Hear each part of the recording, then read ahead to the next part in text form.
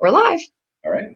Hi, my name is Chrissy Hodges. Thank you for joining me. You are here for our COVID-19 OCD Gamechangers Fireside Chats. We've been doing these since the beginning of the COVID stuff, which has been about, 8 weeks now? 7, 8, who even knows? 8 weeks. 8 weeks? I don't know. Anyway, my name is Chrissy Hodges. I'm the founder and executive director of OCD Gamechangers. I am the author of Pure OCD, The Invisible Side of Obsessive Compulsive Disorder, and I'm a certified peer support specialist and in the state of Colorado, and I help support people and give people referrals for treatment for OCD around the world. And today we have Ben Harris joining us. Hi, Ben. Hi. Feel free to introduce yourself. Hi, I'm Ben Harris. I'm a licensed clinical professional counselor. I'm licensed in Illinois and Montana, and I have a brick and mortar practice that I'm at right now in Lisle, Illinois. I've been doing this for about 15 years, working with folks with OCD and other anxiety and OC related problems, and absolutely love it. And I've known Chrissy for a few years now. We met at a conference, and love at first sight kind of thing, and we just have not stopped the contact. It's great, and your hair is looking amazing. I'm not. You've got the COVID coif going on. I can't unleash mine, so I'm doing the hat and the dress. The COVID coif. COVID coif. The thing now. I need to put up the photo that I made where I photoshopped the animal, the Muppet, but I put grays in there and like big curls because that is what I look like. Yeah. No, you're rocking it. So I have to wear the hat, and then this is one of my finest dress hoodies for the office that I donned this evening. So everything's comfy. We're ready. So we met in before I go into what the fireside chats are, we met in Washington, correct? At DC, yep. That conference. I'm like, no, I'm not saying that about you, or maybe I am. Oh, yeah, I can't tell. No, that was a very interesting ordeal with a panel we did about lived experience with substance use. Do you remember this? Okay, we don't have to go into it today. It has nothing to do with COVID, but I have a blog about it, people. So if you want to read about it, go to battlingtheocddemon.com on WordPress. Anyway, with that said, let me tell you what we're doing here and what to expect in the next hour. So I started Fireside Chats probably right when the COVID stuff started.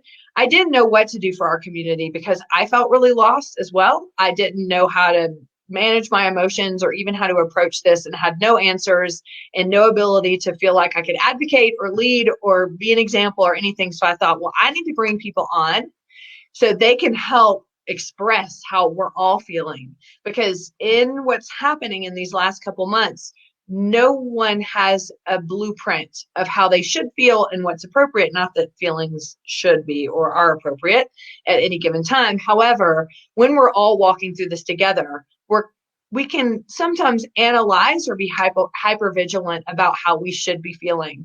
And I thought, what better way to help support the community than to bring on people who have OCD or treat OCD or are part of the OCD community that can share their own emotional experience, which will help normalize what they're going through.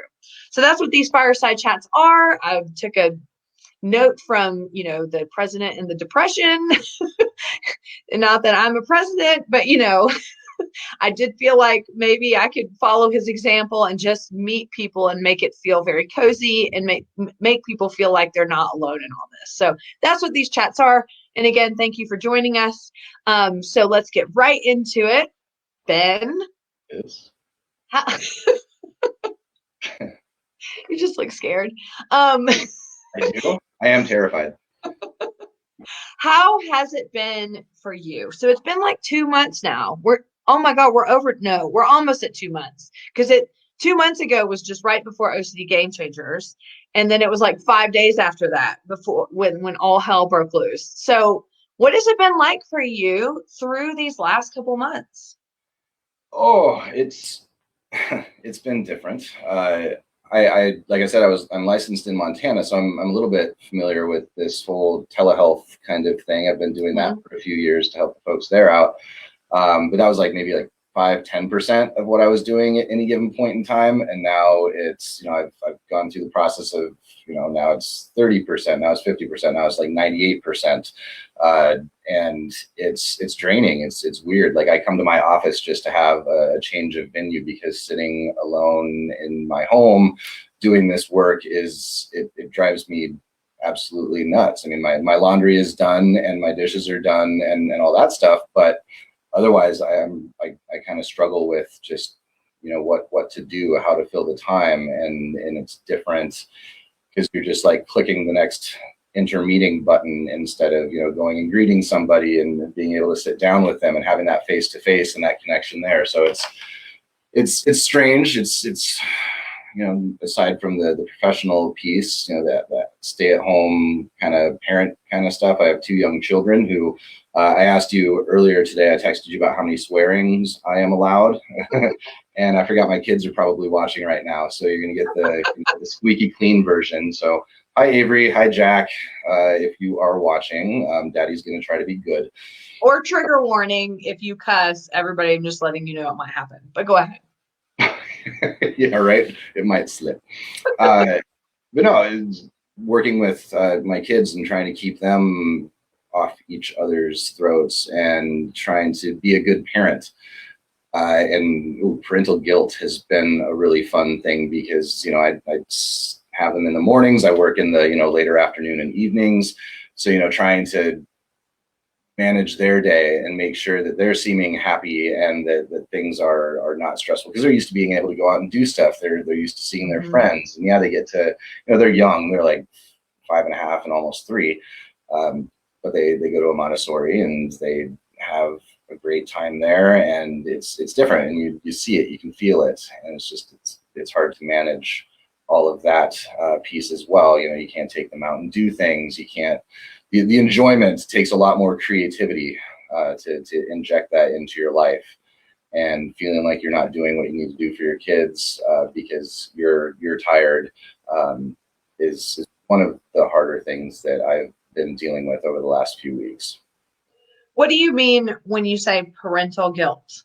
Parental guilt, like being a shitty, there it is, being a bad parent, not being able to just not doing what I think I should. And so it's probably a lot of my own assumptions. And, we're seeing all these things going around social media about, how to take it easy on yourself, practice self-compassion.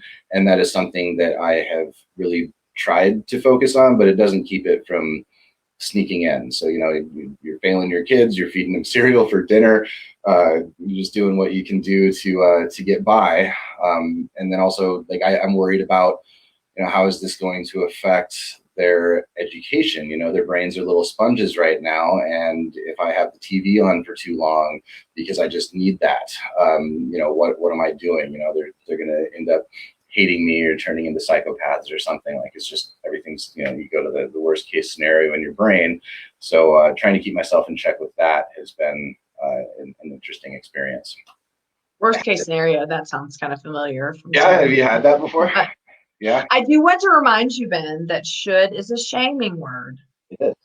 In case you didn't know. Yeah, it is a word that's not allowed in my office unless I am here alone. Well, you just shoulded in your office. I know, I shoulded all over myself in my office, yeah.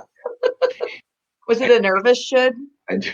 Oh, nice tie-in. Yes, it was a nervous should. That was a callback for y'all that weren't here earlier. But anyway, no, I get it. I don't have kids. I do have a stepson. He's 13. He's like saturated in video games and stuff anyway. So he's all like, this is awesome. And then I think we found out that his school isn't going back until January. Oh, man. Yeah. Oh, we don't have confirmed like actual emails that are going out, but this is what we're hearing. And so he's all like, woo, and I'm all like, he's not going to be all like woo for long. Like I was talking. I don't know. I was talking to one of my patients the other day, a teenager, and he's enjoying it now, but he's already kind of getting bored. And this is a kid who likes not doing a ton of things outside. He likes the video games, and he's kind of worried about how summer is going to go because it's already summer. And what are you going to do during the summer if everything's shut down? You know, you're not going to have public pools and all the fun outdoor activities where people gather. You know, the parades, festivals, stuff like that you would normally do is probably going to be gone.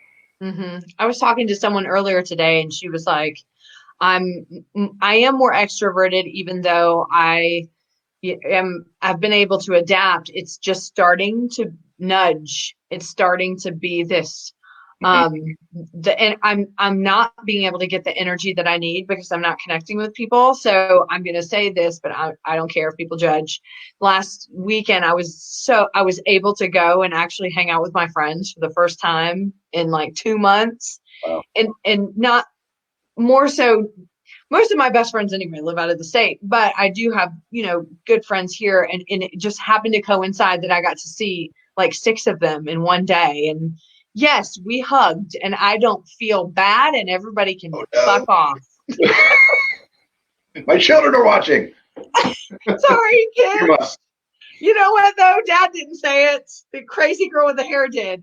But you know what? It was this brief fleeting afternoon of just normalcy, and the reminder of like, I'm an introverted extrovert, so I appreciate my alone time. I love it, but I get energy too from being around the people that I love, from being able to hug them and just have that transfer of love between them. And so it's been really tough, and I think it's tough for both. I think it's going to be tough for introverts too. Like exactly like you were saying, there is introversion, and then there's like extreme introversion. what we're introverted, right? Yeah.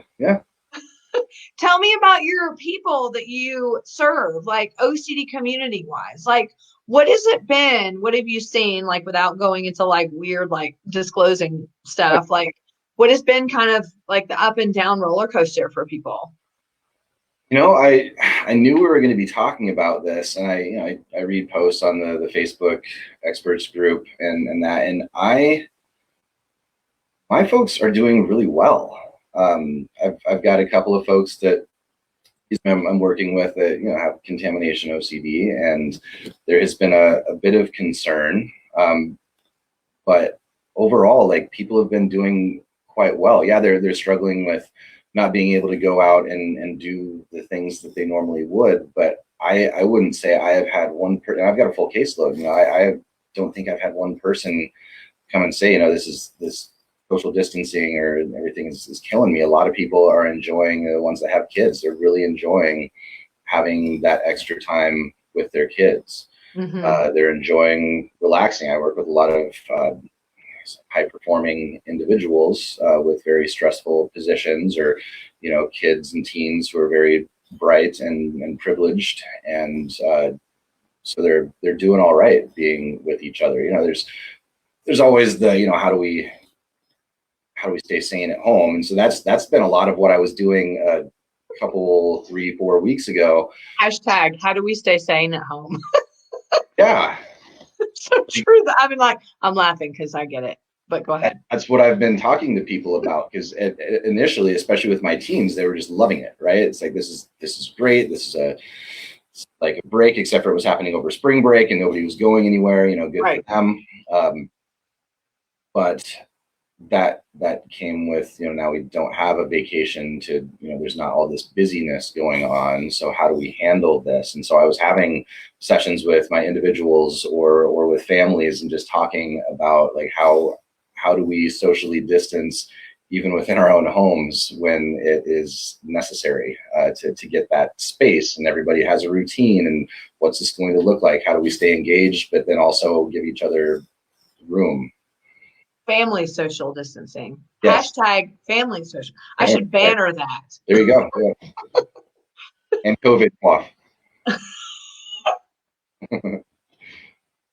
So as you're talking, and this is going to go way off topic and whatever, I'm going to ask anyway as I'm creating the banner. Tell me how you got into treating OCD. I don't know this. So I want to know the story. it's not a very exciting or interesting story, but Make it. Make it interesting. Oh, okay, all right. So, I mean, I didn't even know what I was going to do with my life as a grown up when I was in college. I didn't. Oh, there it is. I didn't know what I was going to do with my life when I got into grad school. Like I went to grad school in clinical psychology, and I thought I was going to be a, academic. And the idea of being alone in a therapy room with somebody, being responsible for their mental health at 23 years old, and in a training clinic where the patients or clients that come in are not much younger than I am, and some of them are older because we serve the community too. Like, it terrified me, and I never wanted to do it. And fast forward a little bit, I ended up on an anxiety disorders treatment team, and I just started to fall in love with it. I learned about cognitive behavioral therapy. I learned about exposure-based interventions. That's all we did at NIU, Northern Illinois University. Go Huskies! But that I just fell in love with it. It clicked in my brain because ever since I was a kid, and I think my mom's watching too. I don't know if I've ever told her this, but I have some obsessive compulsive tendencies. So I just call it my OCT because I don't have the D for disorder. It's never intruded into my life. Thank you. I appreciate that. Yeah, it's important.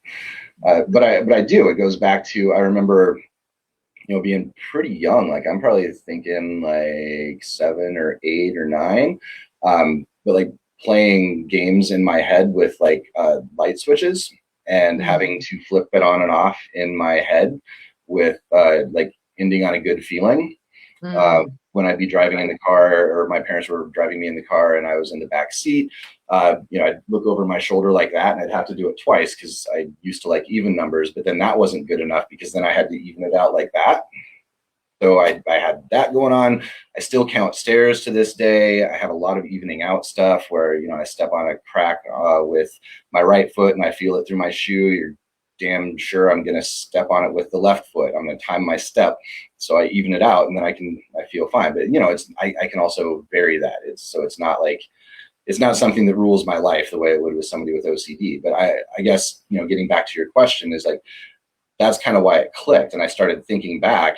I'm like, oh my gosh, look at all this stuff. Look at my fun brain and all the things it does. And I get OCD. I don't have a full caseload of OCD right now, or people with OCD, but I would love it if I did. I treat the range of anxiety disorders, but OCD is just something that it's just so cool to work with because people get better and people are so nice. And the IOCDF conferences, I hit my first one like not until 2012, I think was my first one, and absolutely fell in love with it. And fine, I'll tell you the story.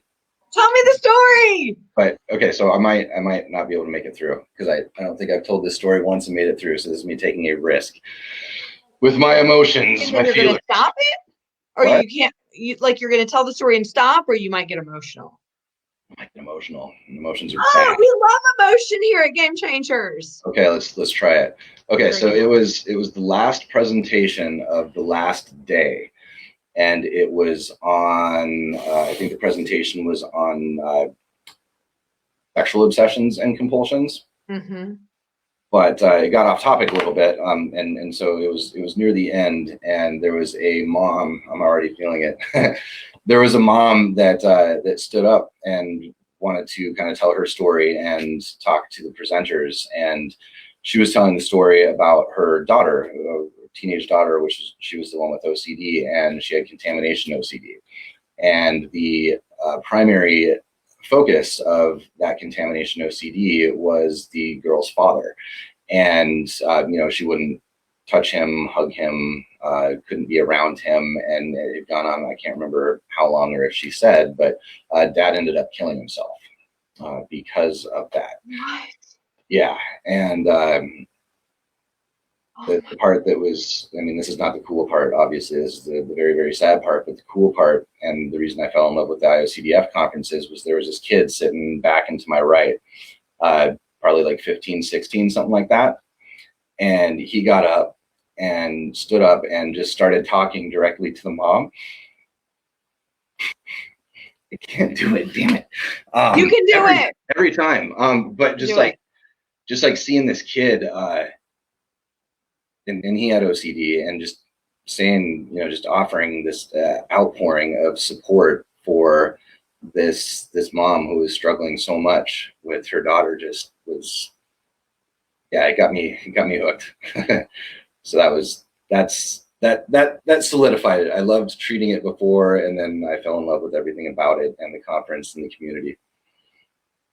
Wow. That's why I do what I do. I totally want to dive more into that story, but we won't. I'll ugly cry. That wasn't ugly. Oh my God. Oh, I will ugly cry for a good 33 okay. minutes or whatever we have left. So we got other stuff to do here. Help me distance myself from my emotions now. Okay. Family social distance, #emotion social distance. Yeah. It was like the opposite of what I always strive for, but okay. No, I agree. And I think the interesting thing, I did have more questions. Wait, what were they? I got so lost in your story. I did have a question. It will come back to me. But I think that the interesting thing we're finding now, and some of the challenges that we're finding, is exactly what you were describing, but in an off topic, is people are starting to feel like they somewhat understand OC, or OCT. Yeah. I love that. When in reality, getting like that dose of, there's so many other ways that OCD manifests. Yeah. What was that like for you to find out when you got into this field, when you got into treating, to find out it can attack people's sexual orientation? It can attack whether or not they're a pedophile or going to kill their family, or like, what was that like for you? Just fascinating. I love how, I don't know, I just love how nothing makes sense, but it does. Like, and you don't have to make sense of it. And just, I mean, it's fascinating, but terrifying and sad, because it attacks the things that are most important to people. And it cuts into them so deeply. And you see these people in your office, and they know, almost everybody with OCD has a pretty decent, at least, and then growing much more so when they go through treatment, a level of insight into this doesn't make sense. And I talk to them about, like, yeah, this is the thing. Like, people with OCD, they tend to be pretty bright, they tend to be pretty creative, and we get perfectionism in there and high drive, and they're these are smart people who are problem solvers, and they can fix a lot, they can do a lot, but they've got this thing in their brain that they try to apply that same expectation to, and they've got, this is where you hear the shoulds a lot, is I should be able to act normal, I should be able to, I know this doesn't make sense, why the hell can't I just do this? And so it's so sad to see them hating their own brains. Yes. And Robert Lancer, when he was on a few weeks ago, I don't know if you know him. I don't. He's from New York, and I almost said New Jersey because I said he sounded like he was from Jersey Shore. He would kill me if he was watching this. Anyway, we were talking about this same thing, and just about the self-esteem piece, and how, like, if you were bullied every day of your life, but you would come out of that having such a huge self-esteem issue. Yeah. And he was saying, but having OCD is the same thing, and he has OCD as well. And so I concur with what you're saying. It's so bizarre to think I can solve whatever problem you put in front of me. I'm resourceful. Yeah. I'm smart. I can figure it out if you give me enough time, but I can't figure out if I'm a pedophile. I can't figure out if I'm a murderer. I can't figure out. It's so, and the self-esteem piece comes from that. It comes from not being able to find the answer, but also being drilled into your head day after day after day. You are worthless because you can't find the answer. Wow. Yeah.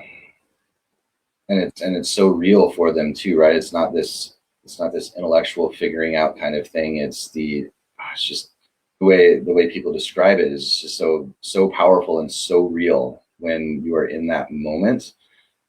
And then you get a glimpse of that later. And I have been, oh my God, I have wondered so many times about what it is like to experience that, like in your own brain, to feel like you're losing your mind, but knowing you're not. And then like thinking back later or experiencing like your normal self later, but then knowing you had that experience of believing like at 110% that you were going to do something to hurt somebody, and how terrifying that would be. And just like having no sense of whether that's you or not. Like it's just baffling. I don't want to have the experience, but I do. I just want to know what it's like, but only for what are you asking? Only for like 2 minutes.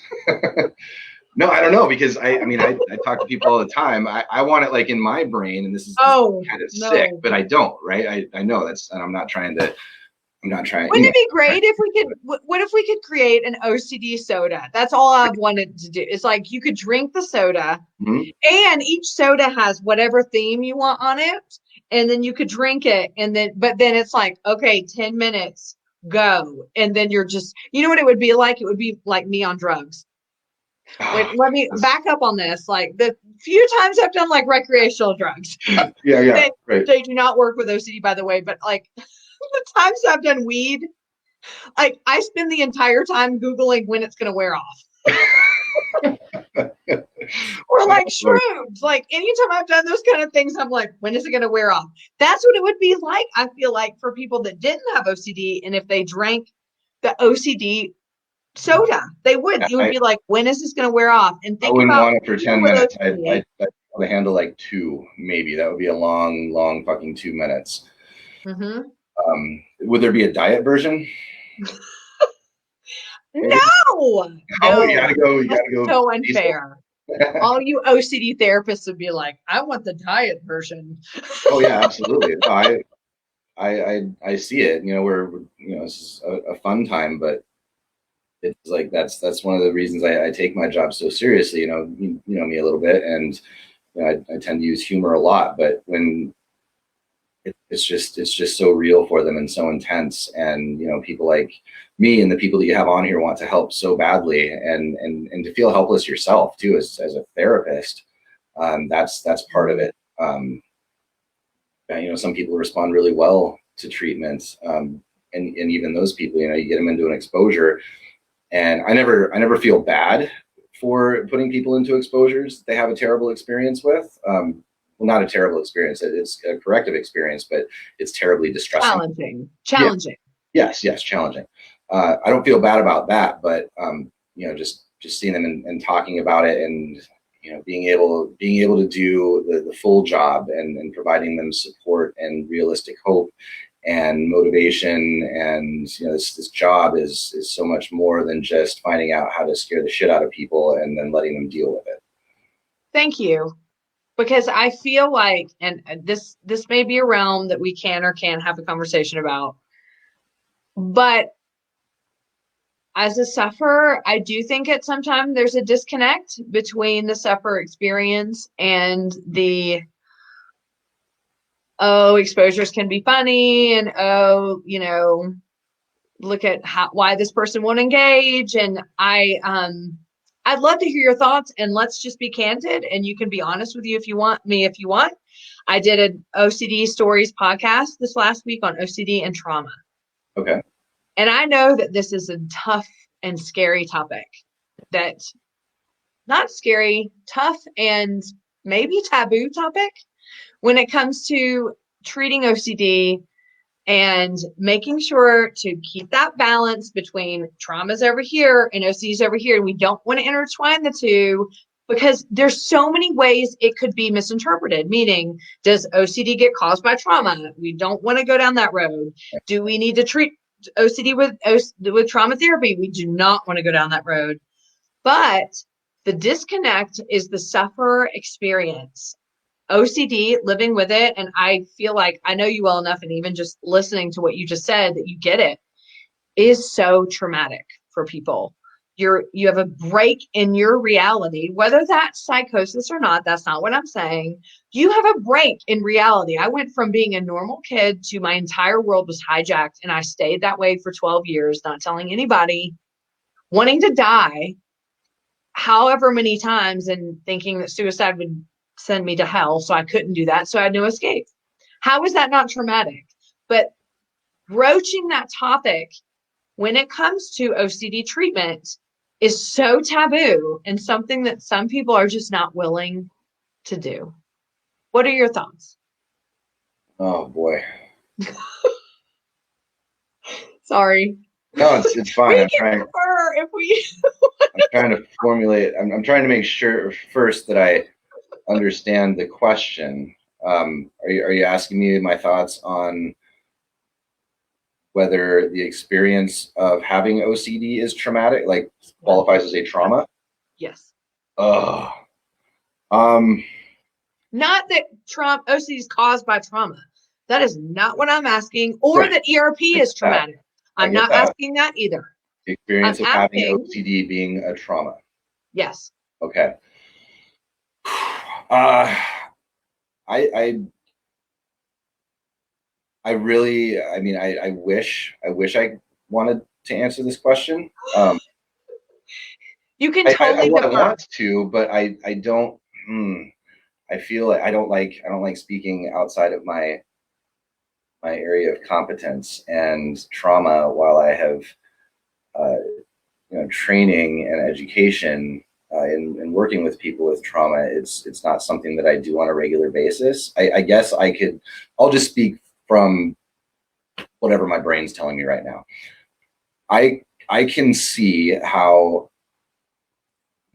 with how real, and everything I was saying earlier, like with how real the experience is for people. Like, could you imagine, like, being a new parent with harm OCD with your child, and you have the actual images and feelings and urges of smothering that child in their crib, and you see them in their coffin, see them before that, their lifeless body in the crib.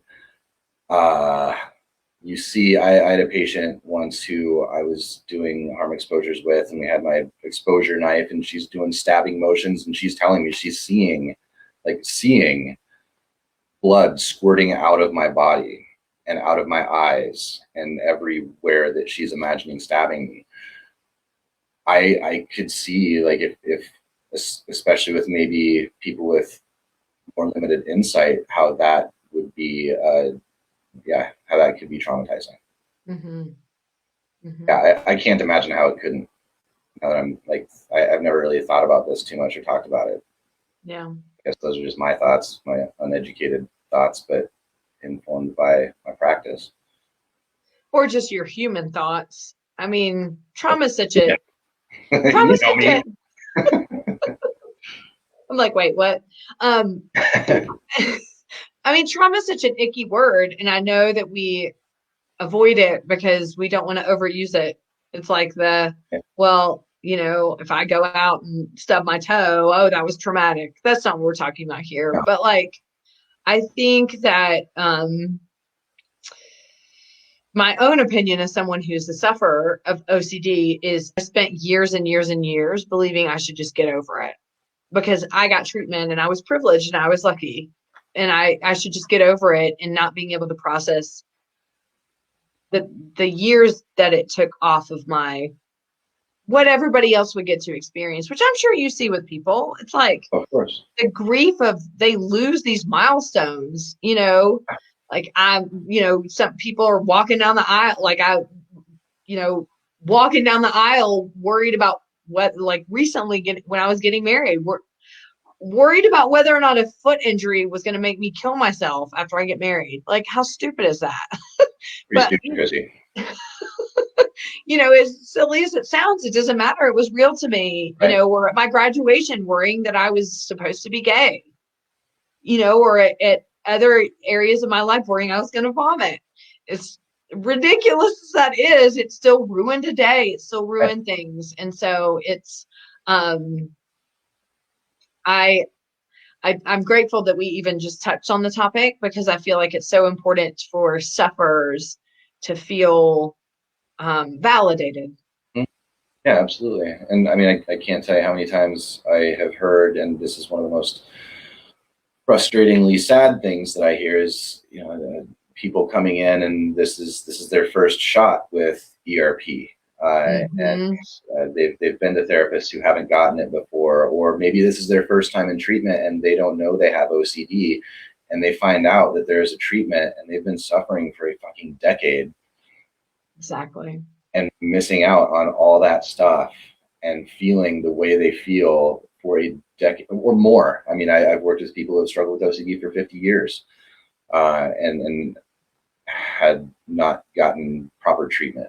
But yeah, the loss associated with that must be terrible. I know some of the work you do, and why one of the reasons I refer people to you is to help them address that, the grief. The grief, guilt, and shame is what I feel a lot of help with. But yeah, so I think I got off track there a little bit, but they were, when people that I work with are going through that, and just them just kind of deflate, and it's like, if I had only known this however many years ago. Wow. And that's really hard to help them with, because you're not supposed to, well, you're supposed to know, but not because you should have known what to go looking for. What should have happened, here's a lot of shoulds. What should have happened is that first therapist you went to should have known about ERP. Yes. Should have known about OCD, and they should not have tried to treat you.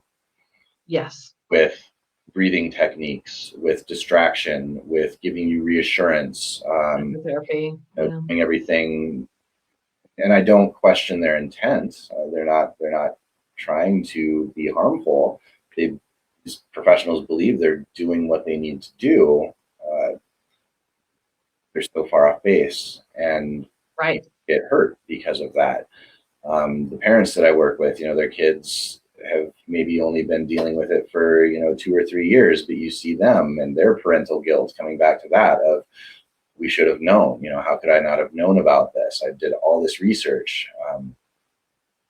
But I make sure I spend as much time as I need validating that and processing that with them, and hopefully helping them feel okay with missing out, because it is not their fault. It's ours. It's professionals that need to know more and be willing to go do research and make sure that this is in your area, that you're within your competency. And if it's not, don't worry about your bank account. Worry about a good referral source, helping, because patients are going to remember that too. The investment in the therapy. That's what I always tell people, is it's, if it's on the fence, whether or not they're going to pay for the right therapy, the investment that's what it is. I mean, I got therapy when I was 20 years old. I got ERP therapy at 20 years old, and I have not had to go back. I'm lucky, but I learned the tools and wrote them down and used them whenever it resurfaces. So, one of the things I am going to plug a little bit here, I'm going to put it on the banner. Okay. So this is aligned with exactly what we're talking about. They're just doing this.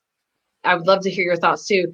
They just started this campaign called "No One Told Me." # No One Told Me. Okay. And it's the well-rounded part of it is, we submit photos and no one told me, and you can say whatever. Of course, mine was that OCD can make me question my sexual orientation, which is what, I mean, the vomit thing came at 8, HOCD came at 14, but the HOCD hit me harder than anything.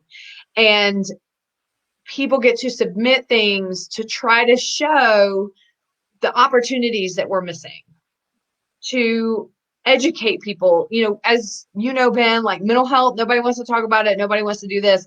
But I think the opposite side of that too is, for parents, as well. No one told parents it's okay to talk to them about intrusive thoughts. It's okay to talk to your kids about if you have weird thoughts about your sexuality, or your whether or not you're going to harm someone, or whether or not you have a disease, or whether or not you're going to vomit, contamination, things like that. Like, their campaign is so brilliant because it's showing the lack. No one told me.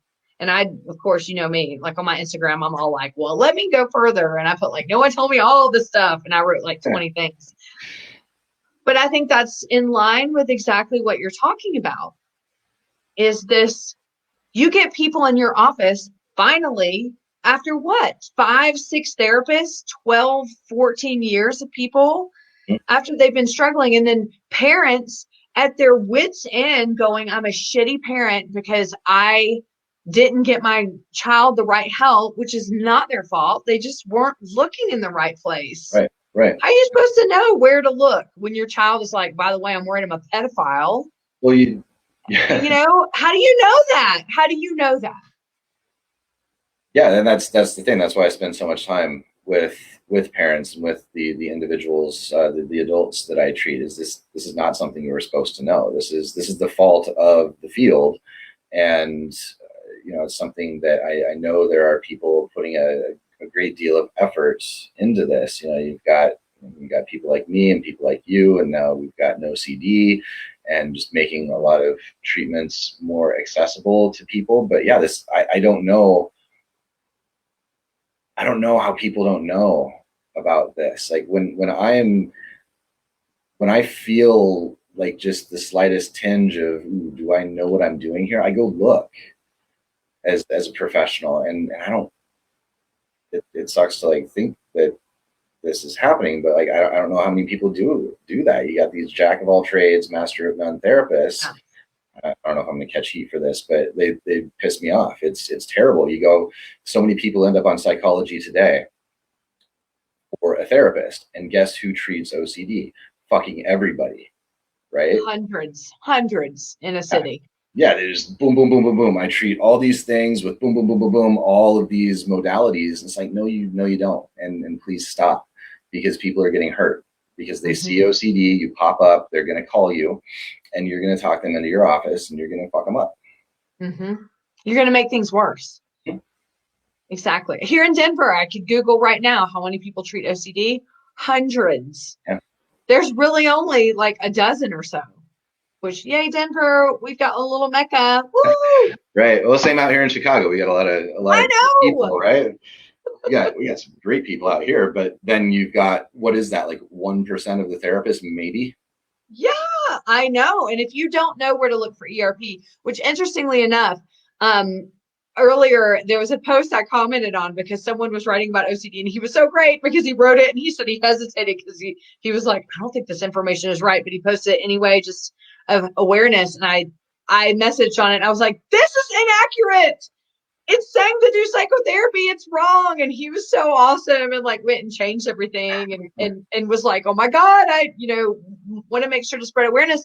But the content came from NAMI, the National Alliance of Mental Illness. And I was like, oh my God, like even like we're directing people here, and then and I know they don't mean to, because you just don't know what you don't know, right? Yeah. You get an hour of OCD training and master's level work, an hour, and it's like, oh, if they wash their hands and they organize, do CBT and psychotherapy at the end, or maybe a little hypnotherapy. Oh, stop! You're gonna make me vom. No. I knew it was gonna happen. I knew. I hate you and Patrick. But anyway, go ahead. But no, it's just being in the bubble of OCD where we are so surrounded by people who just get it, and then like you take one step outside and it's like, oh shit. Oh, where am I? Yep. We really are like this to the rest of the world. And that's we're joking about it, but that's one of the things that infuriates me about this. Like, that's something that legit just like gets my blood boiling, is that is how it is. And I think what can be done about it is being done about it, and it's outreach and education. You know, you can't just like sit around and hope that people are all of a sudden going to realize that they might want to be a little bit more informed. That's just not going to happen. People they don't like to question themselves or doubt themselves, right? So you've got IOCDF, and you've got Gamechangers, and you've got the ADAA and ABCT and all these organizations doing good work. But it's going to take time, and it's not fast enough. Well, I'm going to disagree with you. We are not doing all we can and should do. And why? Because we get caught up in our own OCD community echo chamber. And I am telling you this as someone who needs a mirror right here. So I'm actually just disagreeing with myself. But what I think we need to do, and I got this from Stephen Smith, bless him, from OCD. He's like the biggest inspiration ever. I love that guy. He thinks outside the box and he goes for it. Like, so much love for him. But he was correct. If you are advertising to the same people, you're not getting the message out there. Like, how do we start getting things out? And I think the first step is letting go of worrying about what people think and starting to drive home those taboo obsessions. We've got to start talking about the fear of pedophilia, the fear of harm, the fear of, rape, the fear of all the things that nobody's willing to talk about because they're worried it's going to damage their image. That I feel like is the key. It is like, we got to get down there, because what keeps me up at night, like you were saying, it just pisses you off. What keeps me up is thinking how many people right now are out there thinking they're a pedophile, and they're too scared to type it into the computer. What if I'm a pedophile? When if they did, my video would pop up, right? Made of Millions would pop up, like Treat My OCD would pop up. Yeah, but in their minds, the FBI is going to pop up. I know. I know. Not even joking. Like that's something that I've heard huge concerns about with people with pedophilic OCD. Is if you type in that word, they're going to lose their kids. Mm-hmm. And to me, it's okay. Then how do we just let them like randomly hear it? Like, I want to do a billboard campaign across America with, "Are you worried you're a pedophile?" I mean, I know it sounds funny, but like, seriously, like, can you imagine people would be like, "Oh my God," and like, how many people would pull over and be like, "I'm going to go to this website." Yeah, right. It's like the old Got Milk commercial. Is got POCD?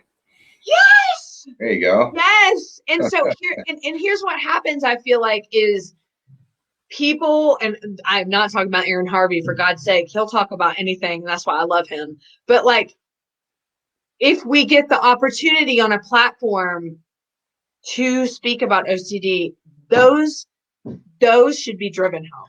Sure. Those are the fears that need to be driven home. The fear of sexual orientation. Am I gay? Am I straight? Am I trans? Am I bisexual? Those things, as taboo, like not that being that is taboo, but as taboo as it is to talk about things like that, fuck it. We got to start reaching people on a different level. Yeah. Instead of exactly what you were saying, everyone's talking about contamination.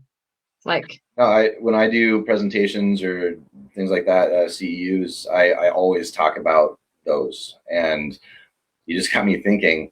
I did a CEU a couple of years ago with Dr. Maha Zayed, and he got our the course reviews back, and one of the people had mentioned how there were a lot of inappropriate examples.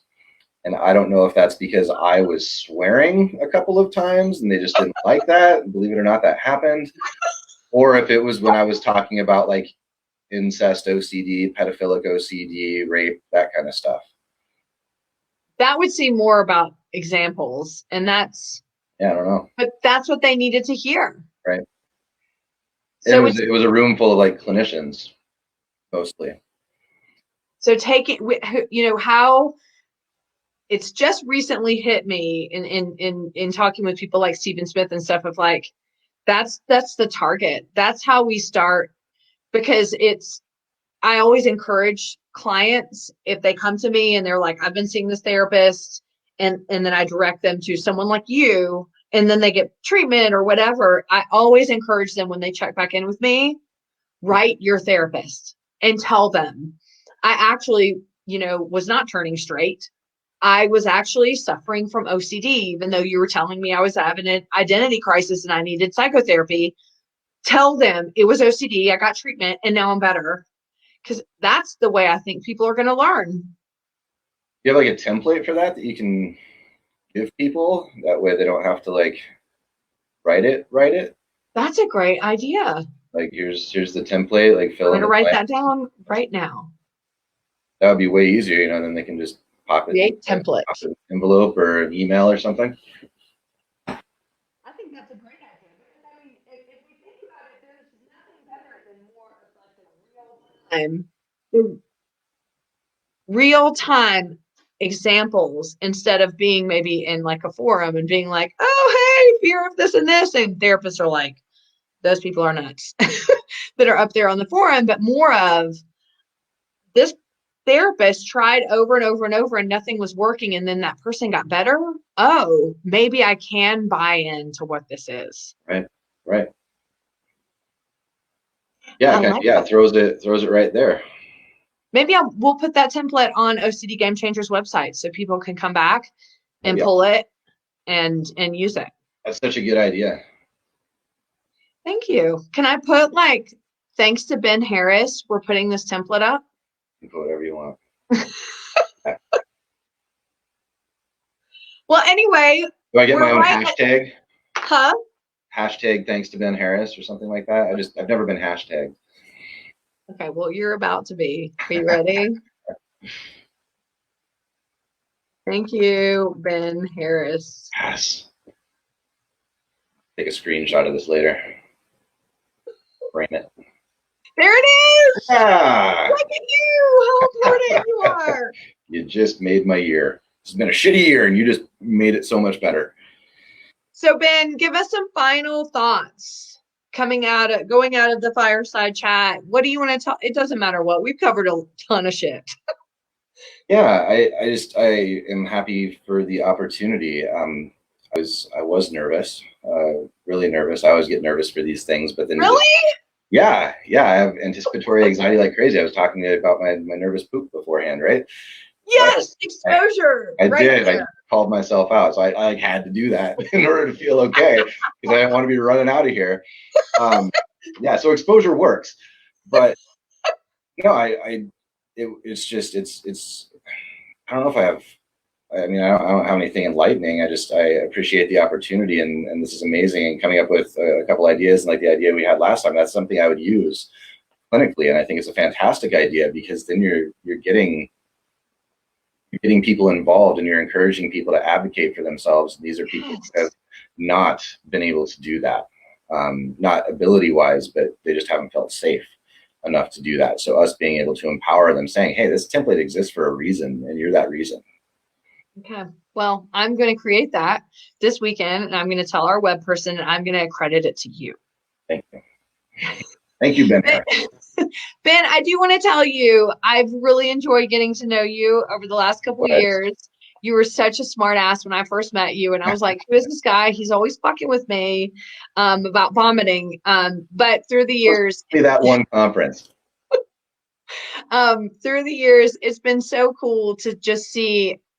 I love seeing therapists that are so bought in to what they do, that they care so much about their clients, that they've bought into the experience, because I think that's so rare. And I think we see it a lot with OCD therapists, but I really feel that way with you, is that you care so much about your client's experience that you would probably drink non-diet OCD soda. I would drink a case of that shit. Yeah. So I just want to appreciate or tell you how much I appreciate you, and that you are part of this community. And I'm just so grateful that we're connected, and that you are an OCD game changer. Thank you, Chrissy. And to those of you that joined us today, thank you so much. This has been such a fun conversation. We've been all over the place. I know. It went so fast. Like, we could go a good You could double this easily. I know you might need to go take another anxiety poop, but we'll, you know, you can do that. We can come. You might be right. But thank you for being here. These chats have been such a lifeline for me. I get so many messages and just really kind words about what we're doing. We're doing the best that we can to show up for you and to let you know that during this time of uncertainty, but also afterwards, when we're normalizing, OCD Game Changers is going to be here for you as a community, because that's what we do. We appreciate and we build up community, and we elevate people that are really showing up for our community, like Ben. So thank you for being here. I look forward to seeing you Friday live here at Made of Millions and OCD Game Changers. I believe it's 4 p.m. It's 4 p.m. Mountain Standard Time, 6 p.m. Eastern Standard Time, with Mrs. Allison Dotson, author of Being Me with OCD and OCD advocate. Love her. I've known her for years. I'm sure it's going to be enlightening, and we're going to talk about a lot of taboo shit. So anyway, have a wonderful week, and I will see you on Friday.